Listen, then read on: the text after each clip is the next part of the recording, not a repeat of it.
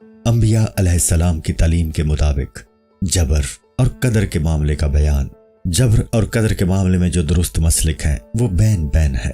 اس کی ایک جانب جبر ہے، اس عقیدے کی روح سے انسان کا کوئی اختیار نہیں ہے۔ جب انسان کو اختیار نہ ہو تو پھر اس کو اللہ کا حکم دینا اور منع کرنا درست نہ ہوگا، لہٰذا اس عقیدے کے مطابق ان میں تعویل کرنی ہوگی، اور پھر ان تعویلات کے نتیجے میں دوزخ اور جنت کا انکار لازم آئے گا، اس لیے کہ جنت تو اختیاری طور پر حکم میں جلانے کا انعام ہے اور دوزخ نہ ماننے والوں کی سزا ہے۔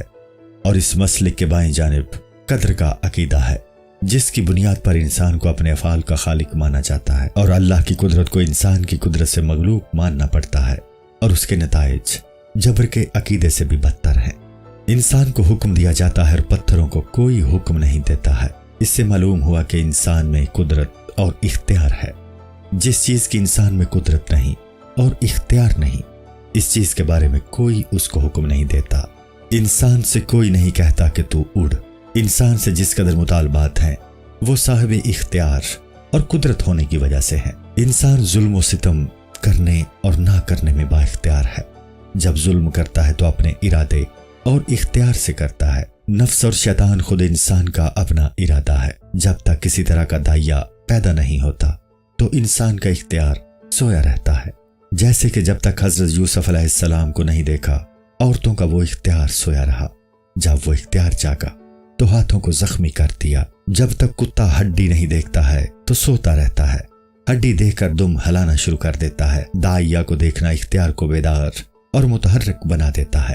شیطان تیرے معشوق کا پیغام لاتا ہے تو دلالہ کا کام کرتا ہے، اور تیرا خوابیدہ اختیار حرکت میں آ جاتا ہے اور تو برائی کے لیے تیار ہو جاتا ہے۔ اللہ کا فرشتہ شیطان کے برخلاف باتیں پیش کر کے دل میں کشمکش پیدا کرتا ہے تاکہ شر کی بجائے خیر والا اختیار بیدار ہو جائے۔ فرشتہ اور شیطان تو تیرے اندرونی اختیار کو متحرک کرتے ہیں جو تیرے اندر موجود ہوتا ہے۔ جو اختیار خود انسان میں موجود ہوتا ہے وہ فرشتوں کے الہام اور شیطانوں کے وسوسوں کے ذریعے قوی ہو جاتا ہے۔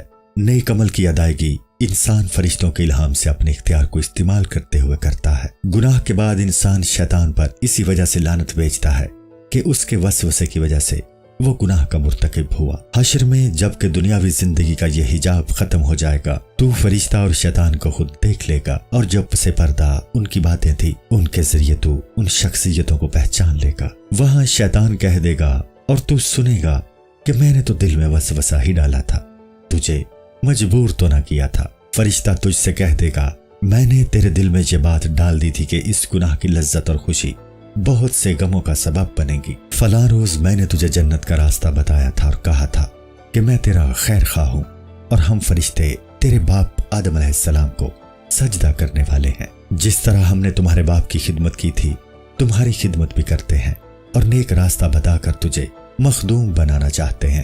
یاد رکھ یہ شیاطین کی جماعت تمہارے باپ کے دشمن ہے، انہوں نے آدم علیہ السلام کو سجدہ کرنے سے انکار کر دیا تھا۔ فرشتہ کہے گا کہ تو نے ہمارا کہنا نہ مانا اور شیطان کا کہنا مانا۔ پہلے تو نے ہمیں دیکھا نہ تھا، صرف آواز سنی تھی، اب آواز سے آواز ملا کر ہمیں پہچان لے۔ اندھیرے میں کوئی اگر تم سے بات کرتا ہے تو دن میں اس کی آواز سے اسے پہچان لیتے ہو۔ بات کا خلاصہ یہ نکلا کہ انسان نیکی اور بدی کرنے میں با اختیار ہے، مجبور نہیں، اور وہ اختیار پوشیدہ ہوتا ہے۔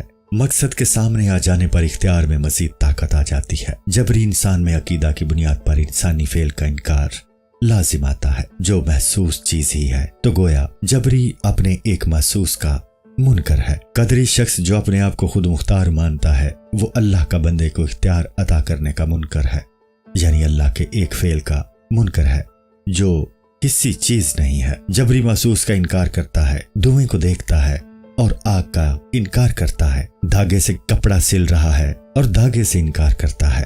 جبر کا عقیدہ سو فسطائی عقیدہ پر مبنی ہے، جو اشیاء کو موجود نہیں مانتا بلکہ اشیاء کے وجود کو وہم اور خیال کہتا ہے۔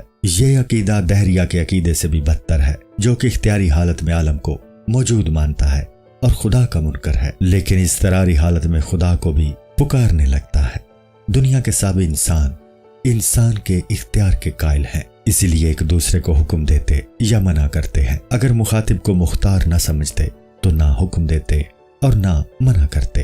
انسان کا مختار ہونا بالکل اسی چیز ہے اور اسی بنا پر اسے مکلف قرار دیا گیا ہے۔ جلد پنجم، حکایت نمبر 90۔ باطنی احساس یعنی اختیار، اضطرار، غصہ، محبت، صبر کرنا وغیرہ ظاہری حص کے قائم مقام ہے۔ دیکھنا، چکھنا، سننا، سونگھنا اور چھو کر محسوس کرنا ظاہری حصے ہیں۔ باطنی حص کا منکر ظاہری حص کا منکر ہوگا۔ حص کے احساس کو روکا جا سکتا ہے لیکن باطنی احساس کو روکا نہیں جا سکتا۔ عقل مند کو اشارہ ہی کافی ہے۔ وجدان کا تعلق انسان کے باطنی احساسات کے ساتھ ہے، اس کو روکا نہیں جا سکتا۔ اس لیے وجدانیات محسوسات سے اعلیٰ درجے پر ہیں۔ حواس کو انسان معطل کر سکتا ہے لیکن وجدان کو معطل کرنا ممکن نہیں۔ تو جو شخص کسی وجدانی معلوم کا انکار کرے تو وہ گویا محسوس کا منکر ہے۔ انسان کا اختیار بھی ایک وجدانی چیز ہے۔ قرآن میں اوامر و نواہی سب انسان کے اختیار کی بنیاد پر ہیں۔ اللہ تعالیٰ جس کی حکمت سے ستارے اور آسمان بنا، اس سے یہ جاہلانہ فعل کیسے صادر ہو سکتا ہے کہ وہ کسی غیر مختار کو حکم دے یا منع کرے؟